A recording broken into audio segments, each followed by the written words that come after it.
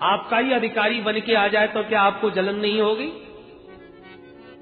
उसी प्रकार मानवों को यह आरक्षण प्रभु का प्राप्त है कि कर्म भूमि में जैसा कर्म करोगे तदनुसार आपको फल मिलेगा। पर देवताओं की कर्म भूमि नहीं है, वो भोग भूमि है। पुण्यों अभी तक जितने पुण्य किए हैं उन पुण्यों का फल भोगो, उसके बाद लौटिया। तो मानव जब शुभ कर्मों में प्रवृत्त होता है तो देवताओं को डर लगने लगता है कि यदि ऐसा ही करता रहा तो कल इसकी पूजा हमको करनी पड़ेगी। इसलिए स्पृहाहीनः, उनको स्पृहा होती। ये आनंद जो धरा पर है वो स्वर्ग में भी नहीं।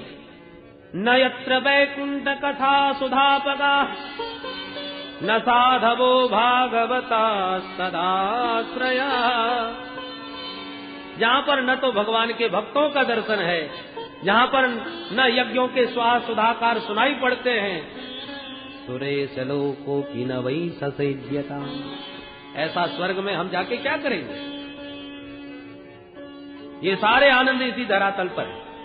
आज जन्माष्टमी का उत्सव मन रहा है, आज रामनवमी का उत्सव मन रहा है, आज विवाह पंचमी का उत्सव मन रहा है, आज झूला महोत्सव मन रहा है, आज भगवान का रंग पंचमी का उत्सव मन रहा। रोज आए दिन कोई ना कोई उत्सव भक्तों के बीच मनते रहते हैं।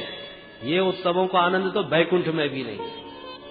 बैकुंठ में भगवान के दर्शन मिल जाएंगे भले, पर भगवान का जन्म उत्सव थोड़ी मिलेगा वहां पर, वहां तो जन्म होता ही नहीं।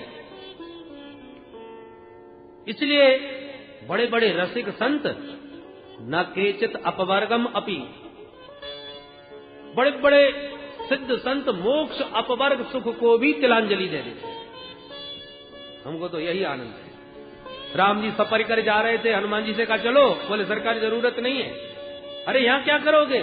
बोले जब तक आपकी कथा की मंदाकिनी प्रवाहित हो रही है, जब तक भक्तों के बीच आपके उत्सवों को आनंद मिल रहा है, तब तक मैं वहां जाके क्या करूंगा?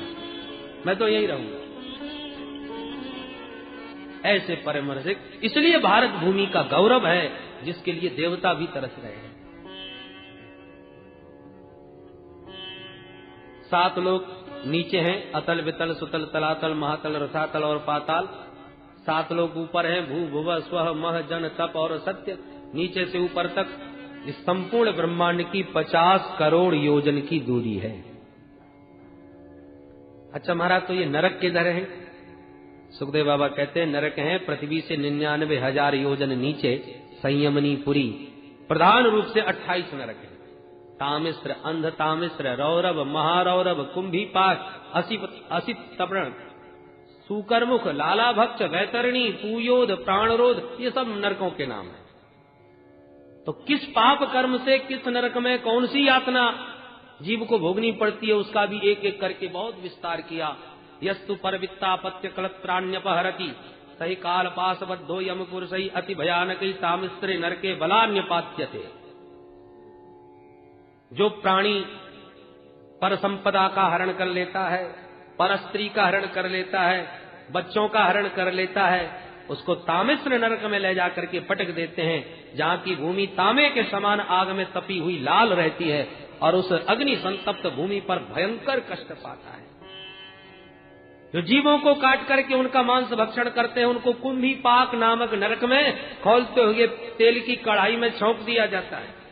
जो घर में आए हुए अतिथियों को क्रोध की निगाह से देखता है, वो वज्रतुंड नरक में जाकर के उसकी आंखों को गीध निकाल के खा जाते हैं। इतना भयंकर वर्णन किया कि रोमांचित हो गए परीक्षित। बस करो महाराज, मुझे तो बड़ा डर लगता है। सुखदेव जी बोले डरने की कोई बात ही नहीं। अरे महाराज डरने की बात नहीं है ये। सुखदेव जी हंस के बोले परीक्षित, नरकों को तो जीवों के कल्याण के लिए ही बनाया है। कैसे महाराज? भगवान ने सुंदर तन दिया और हमने क्या किया? इस कपड़े की सफाई कभी नहीं करी और दाग पर दाग लगा दिया। जब जीव अपने जीवन में अनेक प्रकार के पाप के दाग लगा लेता है और प्रायश्चित्त के साबुन से कभी उसकी सफाई नहीं करता, तो फिर भगवान ने धोबी घाट बना के तैयार कर दिया। धोबी घाट पे कौन सा कपड़ा जाता है? जो गंदा तो हो गया पर धोले की फुर्सत नहीं घर में, तो भेज दो धोबी घाट। और धोबी घाट पर तो फिर जैसे मरम्मत होती है कपड़े की वही होगी। और उस विडंबना से बचाना चाहो तो बढ़िया साबुन लेके अपने हाथ से रगड़ दो, साफ हो जाएगा। परीक्षित ने कहा वो सफाई हो जाए वो तो अच्छी बात है, परंतु ये तो बहुत ही विचित्र तरीका है सफाई का। और यदि साबुन ढूंढा जाए तो कौन कौन सा साबुन बढ़िया है? आप तो कोई ऐसा साबुन बता दो महाराज जो सस्ता सा हो और एक बार रगड़ने से सारा मैल धुल जाता हो। सुखदेव जी बोले अच्छा तो नोट करो, इतना बढ़िया साबुन और इतना सस्ता साबुन, एक बार रगड़ के कहीं धो दिया तो बड़े बड़े दाग ढूंढते ही रह जाओगे। अच्छा महाराज जल्दी बताओ वो साबुन कौन सा है?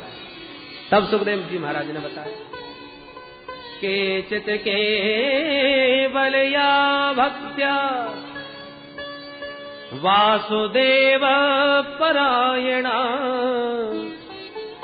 अघम धुनवंती का स्नेन निहार मेव भास्कर। परीक्षित, जैसे भुवन भास्कर सूर्य नारायण के उदय होने पर संपूर्ण त्रिभुवन का तिमिर ध्वस्त हो जाता है, अंधकार समाप्त हो जाता है, कोहरा छट जाता है, ऐसे ही भगवान के मंगलमय नाम का मुख से गान करते ही जीव के जन्म जन्मांतरों के, कल्प कल्पांतरों के, युग युगांतरों के समस्त पाप पुंज भस्मीभूत हो जाते हैं। परीक्षित ने कहा महाराज ऐसा कभी हुआ भी है? हाँ हुआ है, कोई प्रमाण दीजिए। तब अजामिल की कथा सुनाई। कन्नौज में रहने वाला ये अजामिल ब्राह्मण वेद पाठी था, माता पिता का भक्त था, पतिव्रता पत्नी भी थी, आज्ञाकारी बेटा भी थे, सब कुछ था। और दुर्दैव से एक दिन समिधा बीनने गया और जंगल में किसी शूद्र को वैश्या में रत देख लिया, मति मलिन हो गई और उसी वैश्या के साथ हमेशा को चला गया। 10 संतानें भई, सबसे छोटे बेटे का नाम संतों के कहने से इसने नारायण रख लिया। बात बात पर उसी को बुलाता था। एक बार जब मृत्यु का क्षण निकट आया, काले काले यम के दूत अपनी ओर आते दिखाई पड़े, तो डर के मारे इसने अपने बेटे को बुला दिया, बेटा नारायण बचाओ, बेटा नारायण इधर आओ। जहां ये शब्द भगवान के पार्षदों के कान में पड़ा, दूरे क्रीडन का सक्तम पुत्रम नारायणा भयम प्लावतेन स्वरोणोच्चै आजुहाव कुलेन्द्रियः। पूरे बल के साथ जब पुकारा नारायण बचाओ, 4 पार्षद प्रकट हो गए तत्क्षण और यम के दूतों में धक्का मार के यम पास से मुक्त कर दिया। यम के दूत तुरंत उठ के खड़े हो गए, क्यों भैया तुम 4 चमकीले चमकीले कहां से चले आए?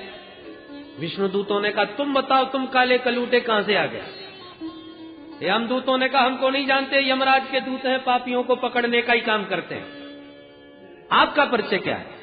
विष्णु दूतों ने कहा हम नारायण के दूत हैं, नारायण को पुकारने वालों को लेने हम आ जाते हैं। तुमने सुना नहीं कितनी जोर से चिल्लाया नारायण बचाओ, और फिर भी तुम उसे पकड़ने का दुस्साहस कर रहे हो। यम दूतों ने कहा किसी और को पागल बनाओ, तुम्हें मालूम नहीं इसके बेटे का नाम नारायण है, कि तुम्हारे मालिक को नहीं अपितु अपने पुत्र को पुकार रहा है। विष्णु दूतों ने कहा मैं इससे कोई प्रयोजन नहीं, नारायण नाम हमारे मालिक का है और आज से नहीं अनादिकाल से है। अरे इसके बेटे का नाम नारायण नाम 2-4 साल पहले ही तो रखा होगा, पर हमारे स्वामी का नाम तो अनादि से। तो बोलो नाम किसका मानेंगे? इसलिए खबरदार जो अब इससे हाथ लगाया, तुम अभी नाम की महिमा नहीं जानते। सांकेत्यम पारिहास्यम या स्तोभमहेलन में बबा वैकुंठ नाम ग्रहणम अशेषागहरम विदु। भगवान के मंगलमय नाम का एक बार गान करते ही जीव के समस्त पाप तत्क्षण भस्मीभूत हो जाते हैं, चाहे वो कैसे भी ले। भाय को भाय अनक आलस नाम जपत मंगल देत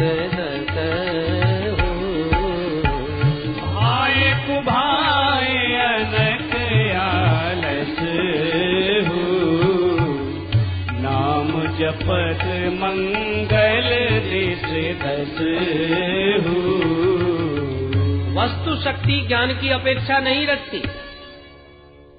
अग्नि में दाहकत्व की जो शक्ति है, अब हमको ज्ञान हो या न हो पर आग को छू लेंगे तो वो तो जलाए बिना नहीं मानेगी। विद्युत में जो करंट है, अब हमको ज्ञान हो न हो परंतु हमने तार छू लिया तो करंट तो लगाए बिना मानने वाला नहीं है। विष में जो मारक शक्ति है, हमको ज्ञान हो या न हो पर विष पी लिया तो मरने से बचने वाले नहीं। अमृत में अमरत्व की शक्ति है, तुम्हें ज्ञान हो या न हो पर अमृत पी लिया तो अमरत्व की प्राप्ति हुए बिना रह सकती नहीं। गंगा जी में तारक शक्ति है, ज्ञान हो या न हो पर गंगा जी का अंत काल में यदि जल पड़ गया गले में और हृदय में पहुंच गया तो जीव का उद्धार हुए बिना रह सकता नहीं। वस्तु शक्ति ज्ञान की अपेक्षा नहीं रखती। अरे भाई, अनजाने में भी कोई जहर पी ले तो मरना तो पड़ेगा, तो अनजाने में प्रभु का कोई नाम ले दे तो क्या उसे तरना नहीं पड़ेगा? क्योंकि नाम में जो तारक शक्ति है, वो तारक शक्ति तो अपना काम करेगी। तुमने श्रद्धा से लिया कि अश्रद्धा से, उससे कोई प्रयोजन नहीं। इसलिए कहा कैसे भी जपो। अच्छा, बहुत बहस हुई, जब फिर भी नहीं माने तो बहुत पिटाई करी, अंत में छोड़ करके भागना ही पड़ा अजामिल को। यम के दूत भाग गए, विष्णु दूत भी अंतर्धान हो गए। दोनों के संवाद को अजामिल ने ठीक से सुना था, आंखों से दोनों को देखा था, इसलिए तुरंत वैराग्य हो गया। गजब हो गया। जब धोखे से नाम लिया तब ये चमत्कार हो गया। कहीं सचमुच मैंने प्रभु को ही पुकारा होता तब क्या हो जाता। सब कुछ छोड़ करके अजामिल गंगा तट पर हरिद्वार में आया और यहाँ पर खूब भजन करके तप करके गंगा द्वार मुपे आय मुक्त सर्वानुबंधन। इस गंगा द्वार में आकर के समस्त बंधनों से मुक्त होकर अंत में परम पदवी को प्राप्त किया। और उधर यमदूतों ने यमराज के सामने काल दंड फेंक दिया, आज से तुम्हारी ऐसी नौकरी हमें नहीं करनी। क्या हो गया भाई, क्या आपके भेजे हम गए और 4 लोगों ने हमको ही मार पीट के भगा दिया? कारण सिर्फ इतना कि वो अपने बेटे नारायण को पुकार रहा था और वो कह रहे थे हमारे स्वामी का नाम नारायण है। दौड़ के यमराज ने मुंह पे हाथ रख दिया, चिल्लाओ मत, धीरे से बोलो। क्यों महाराज? बोले अभी मंगलमय नाम जो तुमने लिया, कहीं चिल्ला चिल्ला के 2-4 बार और ले दिया और इन पापियों के कान में पड़ गया जो नरक में पड़े हैं, तो सबको यहां से विदाई देनी पड़ेगी, मेरा तो सारा व्यापार ही ठप्प हो जाएगा। अच्छा महाराज, ऐसा चमत्कार, तो बताइए तो सही इस नाम की महिमा क्या है? धर्मराज बोले मैं क्या बताऊं तुम्हें नाम की महिमा, भगवान से पूछो तो भगवान भी ना बता पाए। भाई कहाँ कहाँ लगी नाम बड़ाई, कहाँ कहाँ लगी नाम बड़ाई, राम न सकहि नाम गुण गाई, राम न सकहि नाम गुण गाई, कहाँ कहाँ लगी नाम बड़ाई, कहाँ लगी नाम बड़ाई। अरे हम और आप क्या नाम की महिमा गावे, राम न सकहि नाम गुण गाई। अच्छा महाराज, तो जिसकी महिमा कोई बता ही नहीं सकता, जिस तत्व का कोई प्रतिपादन कर ही नहीं सकता, वो कपोल कल्पना भी तो हो सकती है। धर्मराज बोले नहीं, ऐसी बात नहीं, हम 12 लोग हैं तो थोड़ा बहुत तो जानते हैं। कौन कौन है? स्वयंभू नारद शंभु कुमार कपिलो मनु प्रहलादो जनको भीष्मो बलिर्वैयासकी वयम। वैयासकी नाम सुखदेव जी का है। और 12वां नंबर धर्मराज अपना बता रहे हैं। 12वें नंबर पर हम भी बैठे हैं। हम लोग थोड़ा थोड़ा जानते हैं। द्वादशैते विजानीमो धर्मान भागवतम भटा, ये 12 परम भागवत माने जाते हैं। इसलिए वैष्णव लोग 12 तिलक धारण करते हैं। भागवत में भी 12 स्कंद हैं, 12 अक्षर मंत्र का भी बड़ा महत्व है। और इस प्रकार से जब नाम की महिमा का निरूपण किया तो यम के दूत बोले अब हमें ज्यादा झंझट में नहीं पड़ना, हमें तो सीधी सीधी बात बता दो, हम किसको पकड़ने जाएं। धर्मराज ने कहा तो नोट करो, जिह्वान भक्ति भगवद गुण नामधेयम चेतश्च न स्मरति तच्चरणारविंदम कृष्णाय नो नमति यद शिर एकदापि तानान यद्वमसतो कृत विष्णु कृत्या। जिनकी जिह्वा से हरि का नाम न निकले, जिनका सिर हरि के चरणों में न झुके, जिनका चित्त हरि के चरण कमलों का चिंतन न करे, तान आना यज्ञ, बस ऐसे लोगों को लाया करो, बाकी से हाथ मत लगाना। सुखदेव जी कहते हैं परीक्षित ये कथा मुझे कुंभज ऋषि ने सुनाई थी, वो भी मलय पर्वत पर भगवान के श्री चरणों में सेवा करते हुए ये प्रसंग उन्होंने सुनाया, जो आज प्रसंगानुसार तुम्हें सुना दिया। अब तुम ही बताओ इससे ज्यादा नाम की महिमा और क्या हो सकती है। बोल भक्त वत्सल भगवान। इस प्रकार से नाम की महिमा आपने सुनी, इसलिए नाम संकीर्तन किए बिना कृपया खड़े न होंगे। और हमारे बीच श्री बहुत दिन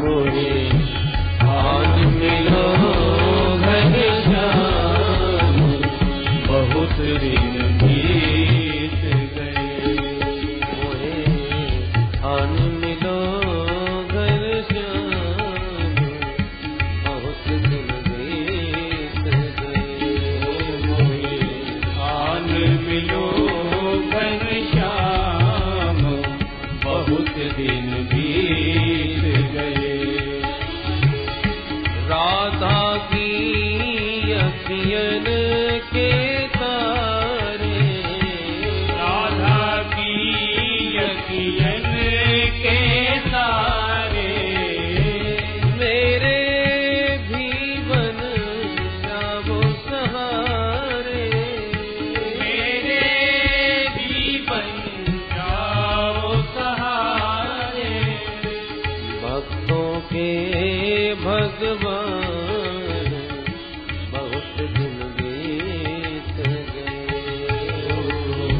भक्तों के भगवान बहुत दिन बीत गए। मोहे आन मिलो घन श्याम, बहुत दिन बीत गए।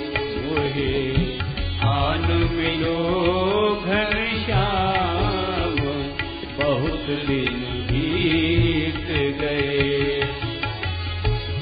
मुरली वाले मुरली बजा जा, मुरली वाले मुरली बजा जा, सोए हुए मेरे भाग्य जगा जा, सोए हुए मेरे भाग्य जगा जा। मीरा के घन श्याम, बहुत दिन बीत गए। मीरा के घन श्याम, बहुत दिन बीत गए। मोहे आन मिलो घन श्याम, बहुत दिन बीत गए। मोहे आन मिलो घन श्याम, बहुत दिन बीत गए। नरसी भगत की हुंडी शिकारी, नरसी भगत की हुंडी शिकारी, सावल साहबन आए मुरारी, सावन साहेबन आए मुरारी। नरसी के सुंदर श्याम, बहुत दिन बीत गए। नरसी के सुंदर श्याम, बहुत दिन बीत गए। मोहे आन मिलो घन श्याम, बहुत दिन बीत गए।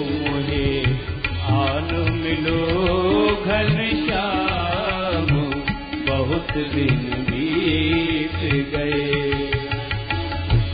मन मंदिर में रास रचा जा, मन मंदिर में रास रचा जा, रूप सांवला तरस दिखा जा, रूप श्यामला तरस दिखा जा, रूप सांवला तरस दिखा जा, रूप श्यामला तरस दिखा जा। जीवन की हो गई शाम, बहुत दिन बीत गए। मेरे जीवन की हो गई शाम, बहुत दिन बीत गए। मोहे आन मिलो घनश्याम, बहुत दिन बीत गए। मोहे आन मिलो घनश्याम, बहुत दिन बीत गए। राधे राधे गोविंद गोविंद राधे, राधे राधे गोविंद गोविंद राधे, राधे राधे गोविंद गोविंद राधे, राधे राधे गोविंद हरि बोल। गोविंद राधे, गोविंद राधे राधे गोपाल राधे, गोविंद राधे राधे गोपाल राधे, गोविंद राधे गोपाल राधे, गोविंद राधे गोपाल राधे। जय राधे राधे गोविंद गोविंद राधे, राधे राधे गोविंद गोविंद राधे, गोविंद राधे गोपाल राधे, जय गोविंद राधे गोपाल राधे, जय जय गोविंद राधे राधे गोपाल राधे, जय जय गोविंद राधे राधे गोपाल राधे, गोविंद राधे गोपाल राधे, गोविंद राधे गोपाल राधे, गोविंद राधे राधे गोपाल राधे, गोविंद राधे राधे गोपाल राधे, गोविंद राधे गोपाल राधे, गोविंद राधे गोपाल राधे, गोविंद राधे गोपाल राधे, गोविंद राधे गोपाल राधे, गोविंद राधे गोपाल राधे, गोविंद राधे गोपाल राधे, गोविंद राधे गोपाल राधे,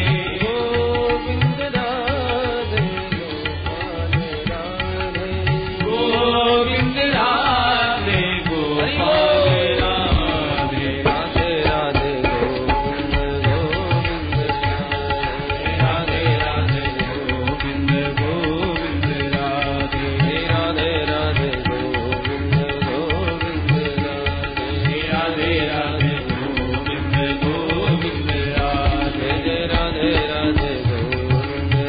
गोविंद राधे, जय राधे राधे गोविंद गोविंद राधे राधे गोविंद गोविंद राधे, जय जय राधे राधे गोविंद गोविंद जय जय राधे राधे गोविंद गोविंद राधे, जय राधे राधे गोविंद गोविंद राधे राधे गोविंद गोविंद राधे, जय राधे राधे राधे राधे गोविंद राधे राधे राधे राधे गोविंद राधे, जय राधे राधे गोविंद गोविंद राधे राधे गोविंद गोविंद राधे, राधे राधे गोविंद गोविंद जय जय राधे राधे गोविंद गोविंद राधे, राधे राधे गोविंद गोविंद जय राधे राधे गोविंद गोविंद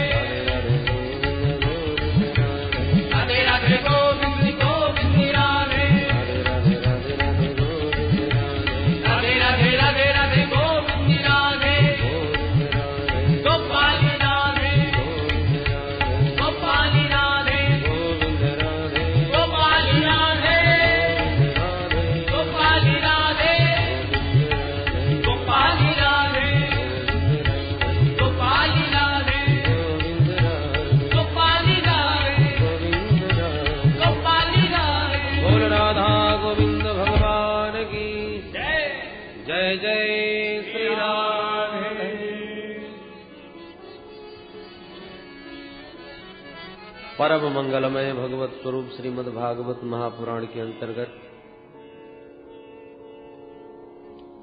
6वें स्कंध में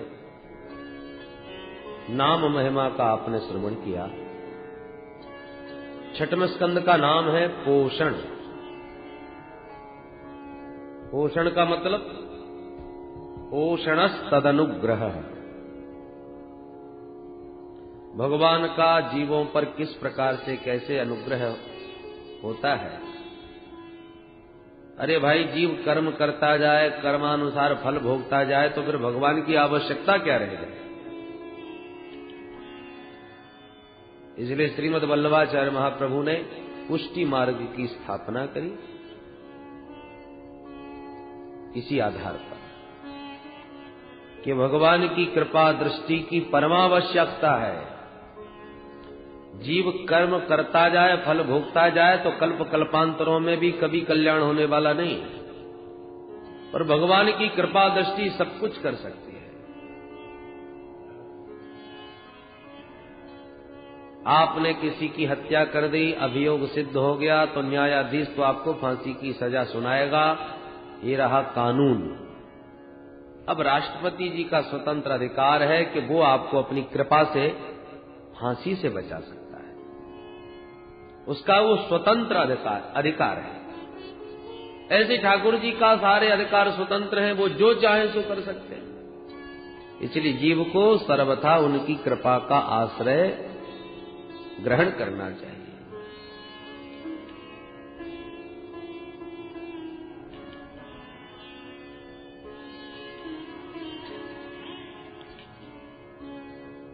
अजामिल जैसा पापी धोखे से पुत्र के माध्यम से प्रभु का नाम लिया और भगवान का कृपा पात्र बन गया। ये नाम की महिमा नहीं है, ये नामाभास की महिमा है। भ्रमवशात लिया हुआ प्रभु का नाम कितना चमत्कारी है। प्रभु के नाम की महिमा तो कौन गा सकता है।